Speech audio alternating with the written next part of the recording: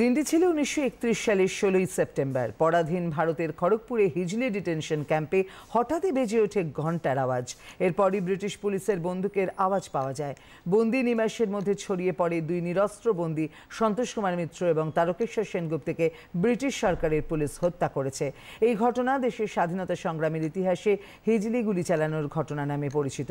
এই ঘটনার দুদিন পর সুভাষচন্দ্র বসু হিজলি ডিটেনশন ক্যাম্পে আসেন। বিপ্লবীদের সঙ্গে কথা বলেন তিনি। এই ঘটনার নির্মমতাকে উল্লেখ করে কবিগুরু লিখেছিলেন প্রশ্ন কবিতাটি। এককালে যেখানে হিজলি বন্দি নিবাস ছিল, দেশ স্বাধীন হওয়ার পর 1951 সালে সেখানেই গড়ে ওঠে Indian institute of technology Kharagpur. এটি বিশ্বের বিরল প্রতিষ্ঠানগুলির মধ্যে অন্যতম।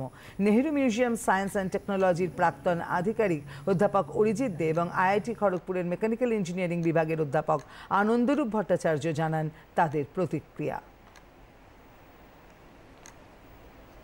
আইআইটি খড়গপুরের অবস্থান আগে যেখানে আমাদের হিজলি স্বাধীনতা সংগ্রামের যে মূল জায়গা ছিল, সেই জেলখানা থেকে শুরু হয়েছে। এখানে 16ই সেপ্টেম্বর দুজন শহীদকে ব্রিটিশরা গুলি করে হত্যা করেন, শহীদ তারকেশ্বর সেনগুপ্ত এবং শহীদ সন্তোষ মিত্র।